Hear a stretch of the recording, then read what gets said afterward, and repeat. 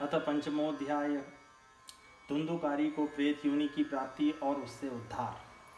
सूत उवाच पितर्युपर्ते तेन जननी ताडिता वृषं क्व वित्तं तिष्ठति ब्रूहि हनिष्ये लतया न चेत इति तद्वाक्यसंत्रा सा जनन्या पुत्रदुःखतः कूपे पात क्रतो रात्रो तेन सा निधनं गता गोकर्णतीर्थयात्रार्थं निर्गतो योगसंस्थित न दुःखं न सुखं तस्य न वैरिणापि बान्धवः धुन्धुकारी गृहे तिष्ठत् पञ्चपन्यवधूव्रतः अत्युग्रकर्मकर्ता च तत्पोषणविमूढधी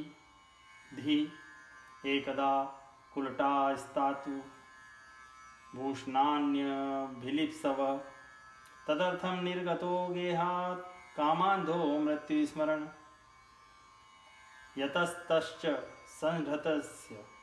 संहृत्य वित्तं वेश्म पुनर्गतः ताभ्यो यच्छत् सुवस्त्राणि भूषणानि कियन्ति च बहुवित्यचयं दृष्ट्वा रात्रो नार्यो वृचार्यन् चौर्य करोत्यसो नित्यमतो राजा ग्रहीष्यति।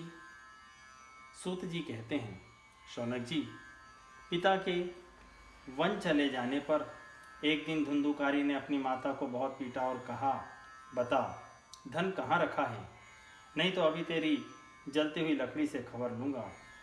उसकी इस धमकी से डरकर और पुत्र के उपद्रव से दुखी होकर वह रात्रि के समय कुएं में जा गिरी और इसी से उसकी मृत्यु हो गई। योगनिष्ठ गोकर्ण जी तीर्थ यात्रा के लिए निकल गए। उन्हें इन घटनाओं से कोई सुख या दुख नहीं होता था, क्योंकि उनका न कोई मित्र था न शत्रु। धुंधुकारी 5 वेश्याओं के साथ घर में रहने लगा। उनके लिए भोग सामग्री जुटाने की चिंता ने उसकी बुद्धि नष्ट कर दी और वह नाना प्रकार के अत्यंत क्रूर कर्म करने लगा। एक दिन उन कुलटाओं ने उससे बहुत से गहने मांगे। वह तो काम से अंधा हो रहा था, मौत उसे कभी याद नहीं आती थी। बस उन्हें जुटाने के लिए वह घर से निकल पड़ा। वह जहाँ तहाँ से बहुत सा धन चुराकर घर लौट आया तथा उन्हें कुछ सुंदर वस्त्र और आभूषण लाकर दिए। चोरी का बहुत माल देखकर रात्रि के समय स्त्रियों ने विचार किया कि यह नित्य ही चोरी करता है, इसलिए किसी दिन अवश्य राजा इसे पकड़ लेगा।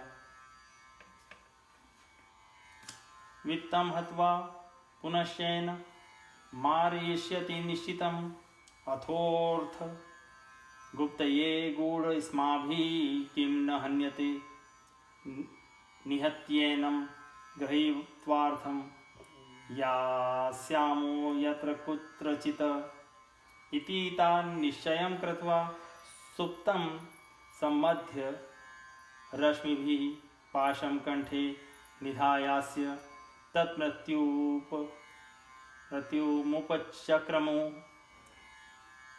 त्वरितं न ममारासो चिन्तायुक्तास्तदा भवन तप्तांगार समूहाश्च तन्मुखे हि विचिक्षिपुः अग्निज्वाला ति दुखेन व्याकुलो निधनं गतः तं देह मुमुचुर्गते प्रायः साहसिका स्त्रियः तं ज्ञातं तत्रहस्यं तु केनापीदं तथैव च लोके पृष्ठा वदन्ति त्वं दूरं यात प्रियो हि नः आगमिष्यति वर्षेऽस्मिन् वित्तलोभ विकर्षितः स्त्रीणां नैव तु विश्वासं दुष्टानां कार्येद बुधः विश्वासे यः स्थितो मूढः स दुःखे भूर्परिभूयते सुधामयं वचो यासां कामिनां रसवर्धनं हृदयं क्षुरधाराभं प्रियं को नाम योषितां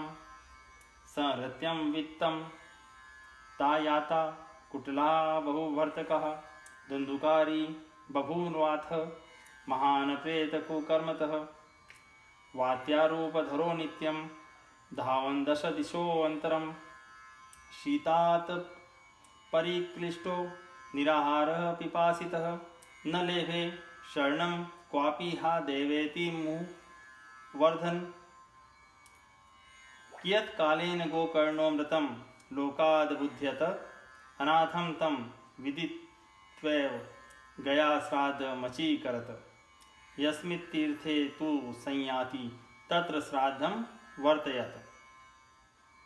राजा यह सारा धन छीनकर इसे निश्चय ही प्राणदंड देगा। जब एक दिन इसे मरना ही है तब हम ही धन की रक्षा के लिए गुप्त रूप से इसको क्यों न मार डालें। इसे मार कर हम इसका माल मत्ता लेकर जहाँ कहीं चली जाएंगी। ऐसा निश्चय कर उन्होंने सोए हुए धुंधुकारी को रस्सियों से कस दिया और उसके गले में फांसी लगाकर उसे मारने का प्रयत्न किया।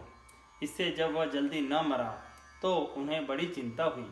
तब उन्होंने उसके मुख पर बहुत से दहकते अंगारे डाले। इससे वह अग्नि की लपटों से बहुत छटपटाकर मर गया। उन्होंने उसके शरीर को एक गड्ढे में डालकर गाड़ दिया। सच है, स्त्रियां प्रायः बड़ी दुस्साहसी होती हैं। उनके इस कृत्य का किसी को भी पता न चला। लोगों के पूछने पे कह देती थी कि हमारे प्रीतम पैसे के लोभ से अब की बार कहीं दूर चले गए हैं, इसी वर्ष के अंदर लौट आएंगे। बुद्धिमान पुरुष को दुष्टा स्त्रियों का कभी विश्वास न करना चाहिए। जो मूर्ख इनका विश्वास करता है उसे दुखी होना पड़ता है। इनकी वाणी तो अमृत के समान कामियों के हृदय में रस का संचार करती है, किंतु हृदय छुरे की धार के समान तीक्ष्ण होता है। भला इन स्त्रियों का कौन प्यारा है। वे कुलटाएं धुंधुकारी की सारी संपत्ति समेटकर वहाँ से चंपत हो गई। उनके ऐसे न जाने कितने पति थे और धुंधुकारी अपने कुकर्मों के कारण भयंकर प्रेत हुआ। वह बवंडर के रूप में सर्वदा दसों दिशाओं में भटकता रहता था तथा शीत घाम से संतप्त और भूख प्यास से व्याकुल होने के कारण हा देव चिल्लाता रहता था, परंतु उसे कहीं भी कोई आश्रय न मिला। कुछ काल बीतने पर गोकर्ण ने भी लोगों के मुख से धुंधुकारी की मृत्यु का समाचार सुना। तब उसे अनाथ समझकर उन्होंने उसका गया जी में श्राद्ध किया और भी जहाँ जहाँ वे जाते थे उसका श्राद्ध अवश्य करते थे। एवं भ्रमन् स गोकर्णः स्वपुरं समुपेयिवान् रात्रो गृहांगणे स्वप्तु मागतो लक्षितः परेः तत्र सुप्तं स विज्ञाय धुंधुकारी स्वबान्धवं निशिथे दर्शयामास महारौद्रतरं वपुः सत्कन्मेषः सक्रद्धस्ति सक्रच्च महिषोऽभवत् सक्रदिन्द्र सक्रच्चाग्नि पुनश्च पुरुषोऽभवत् वैपरीत्यमिदं दृष्ट्वा गोकर्णो धैर्यसंयुतः अयं दुर्गतिकः कोऽपि निश्चित्याथ तमब्रवीत्। गोकर्णोवाच कस्त्वमग्र तरो रात्रो कुतो यातो दशामिमां किं वा प्रेतः पिशाचो वा राक्षसोऽसीति संस नः। सूत उवाच एवं पृष्टस्तदा तेन रुरोदोच्यः पुनः पुनः अशक्तो वचनोच्चारे संज्ञामात्रं चकारः ततो जलं कृत्वा गोकर्णस्त मुदैरयत तत्से कहत पापोऽसौ प्रवक्तुमुपचक्रमे। प्रेत उवाच अहं भ्राता त्वदीयोऽस्मि धुंधुकारीति नामतः स्वकीयेनैव दोषेण ब्रह्मस्त्वं नाशितं मया कर्मणो नास्ति संख्यामि महाज्ञाने विवर्तिनः लोकानां हिंसकः सोऽहं स्त्रीभिः दुखेन मारितः अतः प्रेतत्वमापन्नो दुर्दशां च वहाम्यहं वाताहारेण जीवामि दैवाधीनफलोदयात् अहो बन्धो कृपा सिन्धो भ्रातृमाशु मोचय। गोकर्णो वचनं श्रुत्वा तस्मै वाक्यमथा ब्रवीत। इस प्रकार घूमते घूमते गोकर्ण जी अपने नगर में आए और रात्रि के समय दूसरों की दृष्टि से बचकर सीधे अपने घर के आंगन में सोने के लिए पहुँचे। वहाँ अपने भाई को सोया देख आधी रात के समय धुंधुकारी ने अपना बड़ा विकट रूप दिखाया। वह कभी भेड़ा, कभी हाथी, कभी भैंसा, कभी इंद्र और कभी अग्नि का रूप धारण करता। अंत में वह मनुष्य के आकार में प्रकट हुआ। ये विपरीत अवस्थाएं देखकर गोकर्ण ने निश्चय किया कि यह कोई दुर्गति को प्राप्त हुआ जीव है। तब उन्होंने उससे धैर्यपूर्वक पूछा। गोकर्ण ने कहा, तू कौन है? रात्रि के समय ऐसे भयानक रूप क्यों दिखा रहा है? तेरी यह दिशा कैसे हुई? हमें बता तो सही, तू प्रेत है, पिशाच है अथवा कोई राक्षस है। सूत जी कहते हैं, गोकर्ण के इस प्रकार पूछने पर वह बार बार जोर जोर से रोने लगा। उसमें बोलने की शक्ति नहीं थी, इसलिए उसने केवल संकेत मात्र किया। तब गोकर्ण ने अंजलि में जल लेकर उसे अभिमंत्रित कर उस पर छिड़का। इससे उसके पापों का कुछ शमन हुआ और वह इस प्रकार कहने लगा। प्रेत बोला, मैं तुम्हारा भाई हूँ, मेरा नाम है धुंधुकारी। मैंने अपने ही दोष से अपना ब्राह्मणत्व नष्ट कर दिया। मेरे कुकर्मों की गिनती नहीं की जा सकती। मैं तो महान अज्ञान में चक्कर काट रहा था, इसी से मैंने लोगों की बड़ी हिंसा की। अंत में उल्टा स्त्रियों ने मुझे तड़पा तड़पा कर मार डाला। इसी से अप्रेत योनि में पड़कर यह दुर्दशा भोग रहा हूँ। अब देववश कर्मफल का उदय होने से मैं केवल वायु भक्षण करके जी रहा हूँ। भाई, तुम दया के समुद्र हो, अब किसी प्रकार जल्दी ही मुझे इस योनि से छुड़ाओ।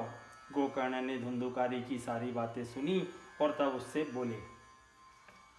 गोकर्णोवाच त्वदर्थं तु गया पिंडो मया दत्तो विधानतः तत्कथं नैव मुक्तोऽसि ममाश्चर्यमिदं महत् गया श्रद्धान्न मुक्तिश्चेदु पायो नापरस्ति त्वः किं विधेयं मया प्रेत तत्त्वं वद सविस्तरम्।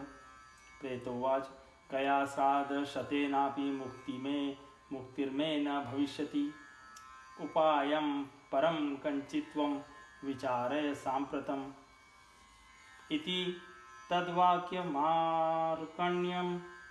गोकर्णो विस्मयं गतः शतश्राद्धेर्न मुक्तिश्चेद साध्यं मोचनं तव इदानीं तु निजं स्थानमातिष्ठ प्रेतनिर्भयः त्वमुक्तिसाधकं किञ्चित् आचरिष्ये विचार्य च धुंधुकारी निजस्थानं तेन दिष्टस्ततो गतः गोकर्णश्चिन्तयामास तां रात्रि न तद्ध्यगात् प्रातस्तमागतं दृष्ट्वा लोकापि प्रीत्या समागतः तत्सर्वं कथितं तेन यज्जातं च यथा निशि विद्वांसो योगनिष्ठाश्च ज्ञानिनो ब्रह्मवादिनः तन्मुक्तिनेव ते पश्यन्तः शास्त्रसञ्चयान् ततः सर्वे सूर्यवाक्यं तन्मुक्तो स्थापितं परं गोकर्णस्तभनं चक्रे सूर्यवेगस्य वे तदा तुभ्यं नमो जगत्साक्षिन् ब्रूहि मे मुक्तिहेतुकम् तच्छ्रुत्वा दूरतः सूर्यः स्फुटमित्यभ्यभासत श्रीमद्भागवता मुक्तिं सप्ताहं वाचनं कुरु इति सूर्यवच सर्वे धर्मरूपं तु विश्रुतम्। गोकर्ण ने कहा, भाई, मुझे इस बात का बड़ा आश्चर्य है। मैंने तुम्हारे लिए विधि पूर्वक गया जी में पिंडदान किया, फिर भी तुम प्रेत योनि से मुक्त कैसे नहीं हुए? यदि गया श्राद्ध से भी तुम्हारी मुक्ति नहीं हुई तब इसका कोई और उपाय ही नहीं है। अच्छा, तुम सब बात खोल कर कहो, मुझे अब क्या करना चाहिए? प्रेत ने कहा, मेरी मुक्ति सैकड़ों गया श्राद्ध करने से भी नहीं हो सकती। अब तो तुम इसका कोई और उपाय सोचो। प्रेत की यह बात सुनकर गोकर्ण को बड़ा आश्चर्य हुआ। वे कहने लगे, यदि सैकड़ों गया श्राद्धों से भी तुम्हारी मुक्ति नहीं हो सकती तब तो तुम्हारी मुक्ति असंभव ही है। अच्छा, अभी तो तुम निर्भय होकर अपने स्थान पर रहो, मैं विचार करके तुम्हारी मुक्ति के लिए कोई दूसरा उपाय करूँगा। गोकर्ण की आज्ञा पाकर धुंधुकारी वहाँ से अपने स्थान पर चला आया। इधर गोकर्ण ने रात भर विचार किया, तब भी उन्हें कोई उपाय नहीं सूझा। प्रातःकाल उनको आया देखकर लोग प्रेम से उनसे मिलने आए। तब गोकर्ण ने रात में जो कुछ जिस प्रकार हुआ था वह सब उन्हें सुना दिया। उनमें जो लोग विद्वान, योगनिष्ठ, ज्ञानी और वेदज्ञ थे, उन्होंने भी अनेकों शास्त्रों को उलट पलट कर देखा तो भी उसकी मुक्ति का कोई उपाय न मिला। तब सबने यही निश्चय किया कि इस विषय में सूर्य नारायण जो आज्ञा करे वही करना चाहिए। अतः गोकर्ण ने अपने तपोबल से सूर्य की गति को रोक दिया। उन्होंने स्तुति की, भगवान, आप सारे संसार के साक्षी हैं, मैं आपको नमस्कार करता हूँ। आप मुझे कृपा करके धुंधुकारी की मुक्ति का साधन बताइए। गोकर्ण की यह प्रार्थना सुनकर सूर्यदेव ने दूर से ही स्पष्ट शब्दों में कहा, श्रीमद् भागवत से मुक्ति हो सकती है, इसलिए तुम उसका सप्ताह पारायण करो। सूर्य का वह धर्ममय वचन वहां सभी ने सुना। सर्वे ब्रुवन् प्रयत्नेन कर्तव्यं सुकरं त्विदं। गोकर्णो निश्चयं कृत्वा वाचनार्थं प्रवर्तितः।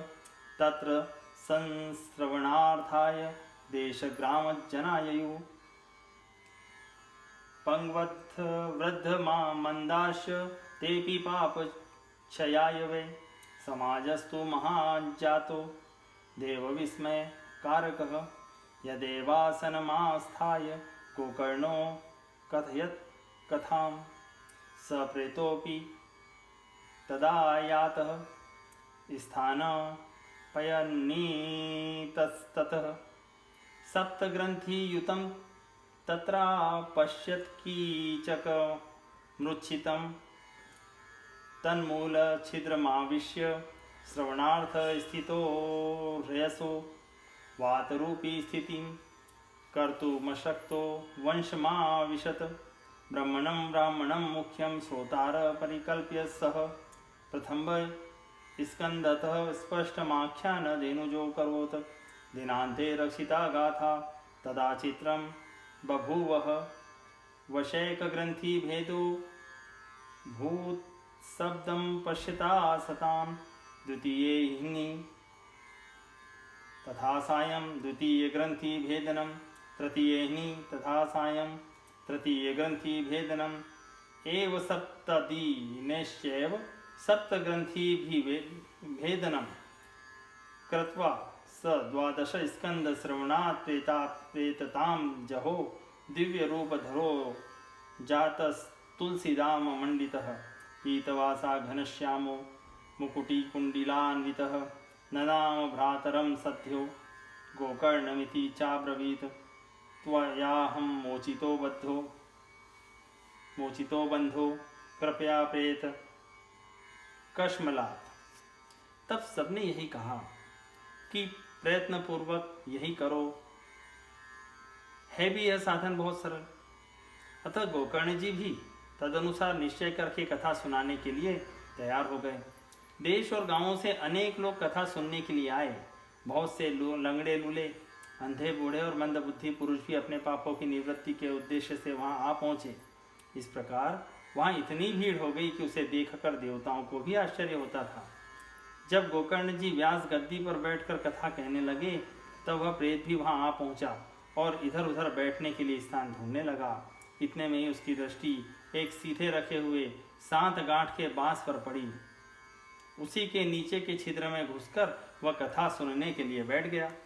वायु रूप होने के कारण वह बाहर कहीं बैठ नहीं सकता था, इसलिए बांस में घुस गया। गोकर्ण जी ने एक वैष्णव ब्राह्मण को मुख्य श्रोता बनाया और प्रथम स्कंद से ही स्पष्ट स्वर में कथा सुनानी आरंभ कर दी। सायंकाल में जब कथा को विश्राम दिया गया, तब एक बड़ी विचित्र बात हुई। वहां सभासदों के देखते देखते उस बांस की एक गांठ तड़ तड़ शब्द करती फट गई। इस प्रकार दूसरे दिन सायंकाल में दूसरी गांठ फटी, तीसरे दिन उसी समय तीसरी। इस प्रकार 7 दिनों में 7 गांठों को फोड़कर धुंधुकारी 12 स्कंदों के सुनने से पवित्र होकर प्रेत योनि से मुक्त हो गया और दिव्य रूप धारण करके सबके सामने प्रकट हुआ। उसका मेघ के समान श्याम शरीर पीतांबर और तुलसी की मालाओं से सुशोभित था तथा सिर पर मनोहर मुकुट और कानों में कमनीय कुंडल झिलमिला रहे थे। बोलो श्री कृष्ण गोविंद हरे मुरारी, हे नाथ नारायण वासुदेवा। श्री कृष्ण गोविंद हरे मुरारी, हे नाथ नारायण वासुदेवा। हे नाथ नारायण वासुदेवा, हे नाथ नारायण वासुदेवा।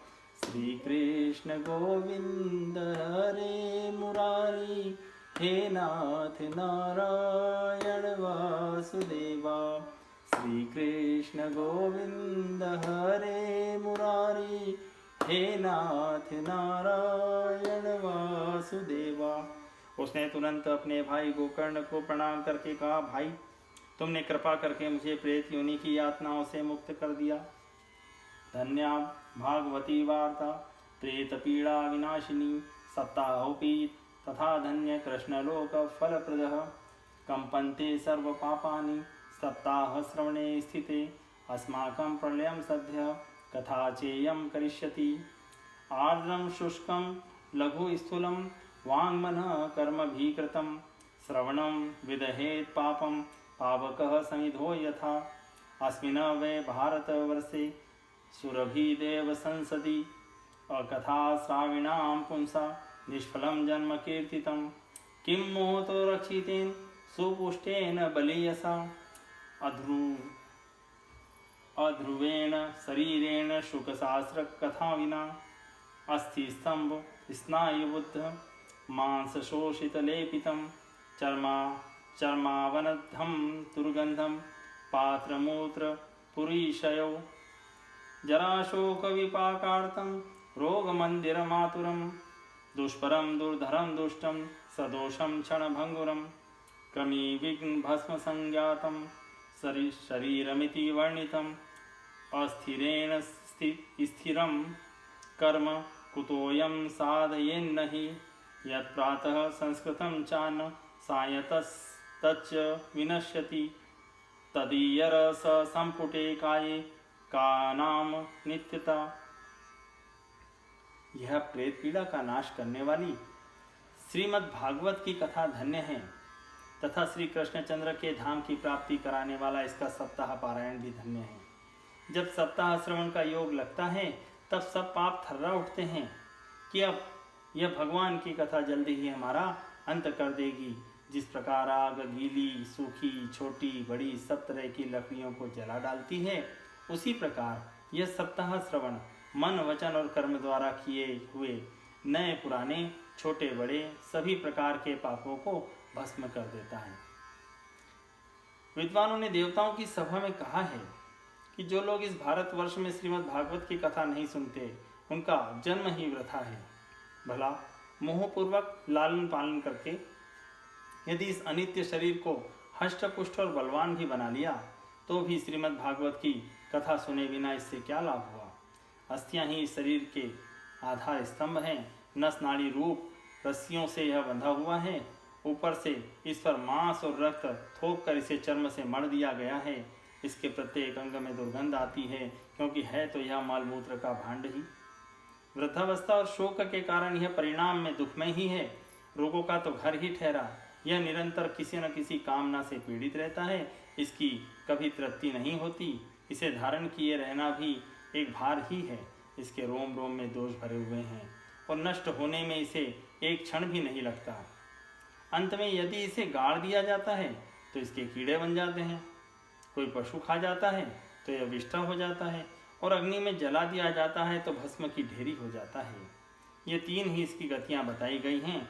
ऐसे अस्थिर शरीर से मनुष्य अविनाशी फल देने वाला काम क्यों नहीं बना लेता।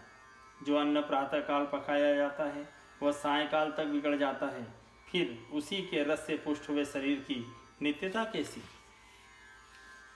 सप्ताह श्रवणालोके प्राप्ये निकटे हरि अतो दोष निवृत्त्यर्थ मेतदेव हि साधनम। बुद्बुदा इव तोयेषु मशका इव जंतुषु जायन्ते मरणा एव कथाश्रवणवर्जितः। जडस्य शुष्कवंशस्य यत्र ग्रंथि विभेदनं चित्रं किमु तदा चित्र ग्रंथि भेद कथाश्रवात्। भिद्यते हृदय ग्रंथि छिन्द्यन्ते सर्वसंशया क्षीयन्ते चास्य कर्माणि सप्ताह श्रवणे कृते। संसार कर्दमाले पप्रक्षालन पटीयसि कथातीर्थे स्थिते चित्ते मुक्तिरेव बुधे स्मृता। एवं ब्रुवती ते वै तस्मिन् विमान मागमत्तदा वैकुंठवासिरभिर्युक्तं स्फुरदीप्तिमण्डलं। सर्वेषां पश्यतां भेजे विमानधुन्दलीसुतः। विमाने वैश्वान् वीक्ष्य गोकर्णो वाक्यं ब्रुवीत्। गोकर्णोवाच अत्रैव बहवः सन्ति श्रोतारो मम निर्मलः। आनीतानि विमानानि न तेषां युगपत्कुतः। श्रवणं संभागेन सर्वेषामिह दश्यते फलभेद कुते जातः प्रभुवन्तु हरिप्रियः। हरिदासाऊचु श्रवणस्य विभेदेन फलभेदोऽत्र संस्थितः श्रवणं तु कृतं सर्वेनं तथा मननं कृतं फलभेदस्ततो जातो भजनादपि मानद। इस श्लोक में सप्ताह श्रवण करने से भगवान को शीघ्र ही प्राप्ति हो सकती है, अतः सब प्रकार के दोषों की निवृत्ति के लिए एकमात्र यही साधन है। जो लोग भागवत की कथा से वंचित है वे तो जल में बुदबुदे और जीवों में मच्छरों के समान केवल मरने के लिए ही पैदा होते हैं। भला जिसके प्रभाव से जड़ और सूखे हुए बांस की गांठें फट सकती है, उस भागवत कथा का श्रवण करने से चित्त की गांठों का खुल जाना कौन बड़ी बात है। सप्ताह श्रवण करने से मनुष्य के हृदय की गांठ खुल जाती है और उसके समस्त संशय छिन्न भिन्न हो जाते हैं और सारे कर्म क्षीण हो जाते हैं। यह भागवत कथा रूप तीर्थ संसार के कीचड़ को धोने में बड़ा ही पटु है। विद्वानों का कथन है कि जब यह हृदय में स्थित हो जाता है तब मनुष्य की मुक्ति निश्चित ही समझनी चाहिए। जिस समय धुंधुकारी ये सब बातें कह रहा था, जिसके लिए वैकुंठवासी पार्षदों के सहित एक विमान उतरा, उससे सब और मंडलाकार प्रकाश फैल रहा था। सब लोगों के सामने ही धुंधुकारी इस विमान पर चढ़ गया। तब उस विमान पर आए हुए पार्षदों को देखकर उनसे गोकर्ण जी ने यह बात कही। गोकर्ण ने पूछा, भगवान के प्रिय पार्षदों, यहाँ हमारे अनेक शुद्ध हृदय श्रोतागण हैं, उन सबके लिए आप लोग एक साथ बहुत से विमान क्यों नहीं लाए?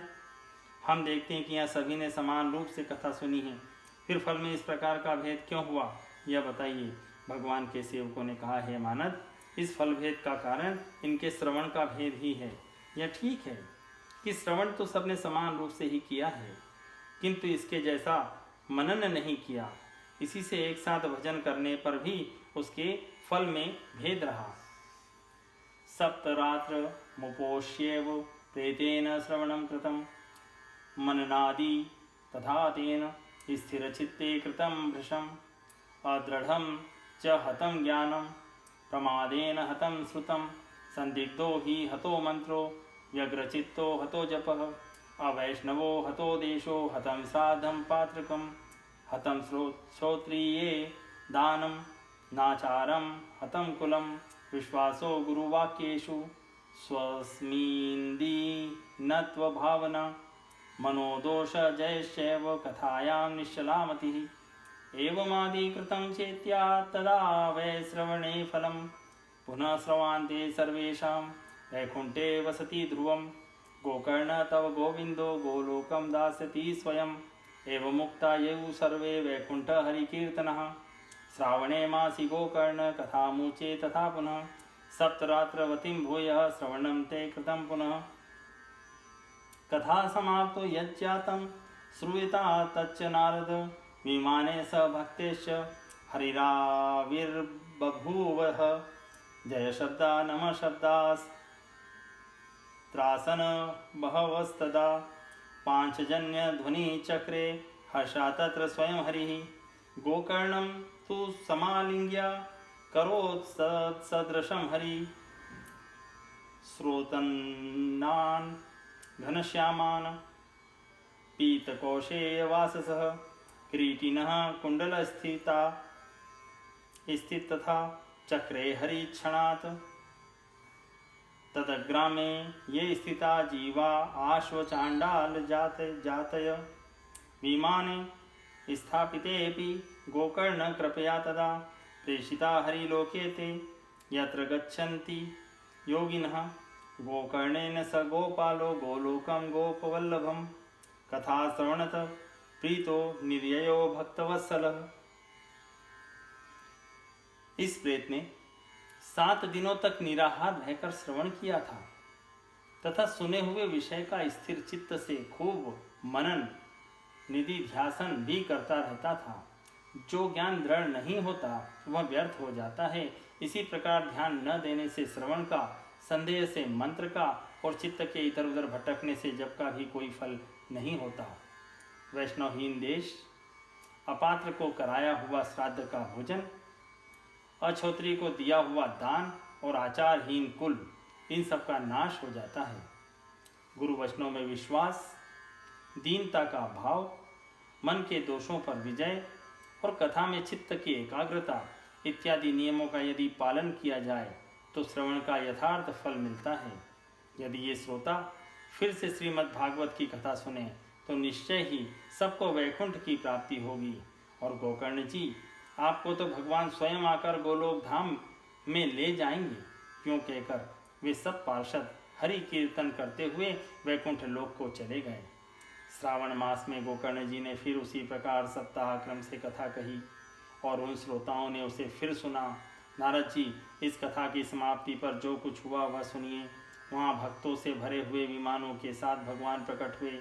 सब ओर से खूब जय जयकार और नमस्कार की ध्वनियाँ होने लगी। भगवान स्वयं हर्षित होकर अपने पांचजन्य शंख की ध्वनि करने लगे और उन्होंने गोकर्ण को हृदय से लगाकर अपने ही समान बना लिया। उन्होंने क्षण भर में ही अन्य सब श्रोताओं को भी मेघ के समान श्याम वर्ण, रेशमी पीताम्बरधारी और किरीट कुंडल आदि से भूषित कर दिया। उस गांव में कुत्ते और चंडाल पर्यंत जितने भी जीव थे वे सभी गोकर्ण जी की कृपा से विमानों पर चढ़ा लिए गए तथा जहाँ योगीजन जाते हैं उस भागवत धाम में वे भेज दिए गए। इस प्रकार भक्त वत्सल भगवान श्री कृष्ण कथा श्रवण से प्रसन्न होकर गोकर्ण जी को अपने साथ अपने बाल ग्वालों के प्रिय गोलोक धाम में चले गए। अयोध्यावासिनः पूर्वं यथा रामेण संगतः तथा कृष्णेन ते नीता गोलोकं योगी दुर्लभम यत्र सूर्यस्य सोमस्य सिद्धानां न गति कदा तं लोकं हि गतास्ते तु श्रीमद्भागवतस्रवात् ब्रूमोऽत्र ते किं फलवृन्दमुज्ज्वलं सप्ताहयज्ञेन कथासु सञ्चितं कर्णेन गोकर्णकथाक्षरो यः पीतश्च ते गर्भगता न भूयः वाताम्बुपर्णाशनदेहशोषणे स्तपोभिरुग्रैश्चिरकालसञ्चिते योगैश्च संयाति न तां गतिं वै सप्ताहगाथाश्रवणेन यान्ति याम इतिहासमिमं पुण्यं शाण्डिल्योऽपि मुनीश्वरः पठते चित्रकूटस्थो ब्रह्मानन्दपरिलुप्तः आख्यानमेतत् परमं पवित्रं श्रुतं सुकृद्वे विददेहभोगं श्राद्धे प्रयुक्तं पितृतृप्तिं मावहे नित्यं सुपाठाद पुनर्भवं च। पूर्व काल में जैसे अयोध्यावासी भगवान श्री राम के साथ साकेत धाम पद सिधारे थे, उसी प्रकार भगवान श्री कृष्ण उन सबको योगी दुर्लभ गोलोक धाम को ले गए, जिस लोक में सूर्य, चंद्रमा और सिद्धों की भी कभी गति नहीं हो सकती। उसमें वे श्रीमद् भागवत श्रवण करने से चले गए। नारद जी, सप्ताह यज्ञ के द्वारा कथा श्रवण करने से जैसा उज्ज्वल फल संचित होता है, उसके विषय में हम आपसे क्या कहें। अजी, जिन्होंने अपने कर्णपुट से गोकर्ण जी की कथा का एक अक्षर भी पान किया था, वे फिर माता के गर्भ में नहीं आए। जिस गति को लोग वायु, जल या पत्ते खाकर शरीर सुखाने से, बहुत काल तक घोर तपस्या करने से और योगाभ्यास से भी नहीं पा सकते, उसे वे सप्ताह श्रवण से सहज में ही प्राप्त कर लेते हैं। इस परम पवित्र इतिहास का पाठ चित्रकूट पर विराजमान मनीश्वर सांडिल्य भी ब्रह्मानंद में मग्न होकर करते रहते हैं। यह कथा बड़ी ही पवित्र है, एक बार के श्रवण से ही समस्त पाप राशि को भस्म कर देती है। यदि इसका श्राद्ध के समय पाठ किया जाए तो इससे पितृगण को बड़ी तृप्ति होती है और नित्य पाठ करने से मोक्ष की प्राप्ति होती है। इति श्री पद्म पुराणे उत्तरखंडे श्रीमद्भागवत महात्म्ये गोकर्ण मोक्ष वर्णनम नाम पंचमोध्याय संपूर्णम। ओम।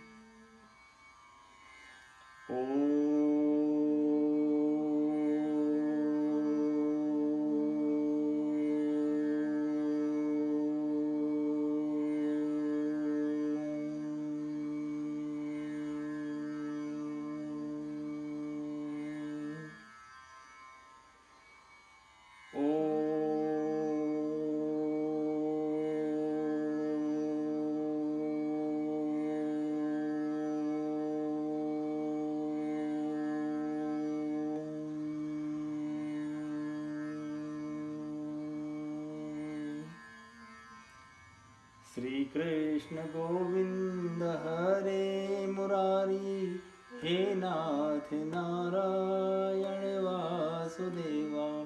श्री कृष्ण गोविंद हरे मुरारी, हे नाथ नारायण वासुदेवा।